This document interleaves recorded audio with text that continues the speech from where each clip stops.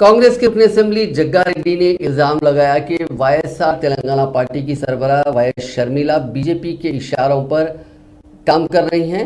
ये न सिर्फ सियासी जमात उन्होंने तश्कील दी बल्कि तेलंगाना में मुकीम आंध्राई राय दहिंदों की वो तकसीम करने के लिए वो काफ़ी सरगर्म हैं। उन्होंने बताया कि आंध्रा में वाईएस जगन मोहन रेड्डी और तेलंगाना में वाईएस शर्मिला बीजेपी के इशारों पर काम कर रहे हैं। उन्होंने बताया कि वाईएस जगन मोहन रेड्डी आंध्र प्रदेश के वज़ीर आला आरोग्यश्री स्कीम को लेकर मुंतखब हुए और ये स्कीम सोनिया गांधी की हिदायत पर मुत्तहिदा आंध्र प्रदेश में राजशेखर रेड्डी ने शुरू की थी। उन्होंने बताया कि अवाम वाईएस शर्मिला के हक में सिर्फ राजशेखर रेड्डी की दुख्तर होने की वजह से वोट नहीं डालेंगे।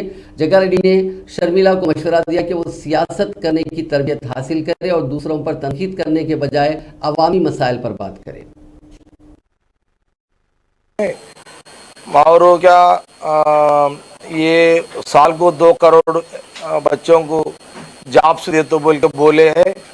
और वो जो काला धन है विदेशों में वो लाके हर गरीब को 15 लाख दे तो बोल के आप बोले हैं। इसके लिए आप बात करना संगारेड्डी मीटिंग में इसके लिए बात करे तो वो पब्लिक को अरे भाई हमारे लिए बात कर रही बोल के कुछ सोचने में रखते हो लोग।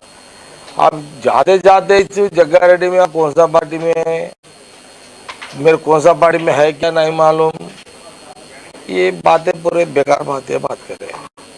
ठीक है, मैं ये बात बोल रहा हूँ पार्टियाँ चेंज करना आजकल बड़े बड़े लोग भी कर रहे हैं। हम राजशेखर रेड्डी को भी हम चाहते हैं बहुत, मगर अब मेरे ऊपर एक बात निकाले इसलिए मैं बोल रहा हूँ। आपका बाप भी राजशेखर रेड्डी साहब भी कांग्रेस में थे, बाद में रेड्डी कांग्रेस में जाके फिर आए, एक बार पार्टी बदले राजशेखर रेड्डी साहब भी। ऐसे बात भी तुम एक बार सोच लेना कि अरे हमारा बाप भी एक बार पार्टी चेंज करा, ये बात जग्गा रेड्डी को बोलना नहीं बोला वो सोच के बात करना था। हम राजशेखर रेड्डी साहब को चाहते हैं, हमारा वो लीडर है, कांग्रेस का लीडर है, मगर आप खुद हमारे से लोगों के ऊपर बात करके आपका बाप के ऊपर हमारे से गालियां दिलाए आप।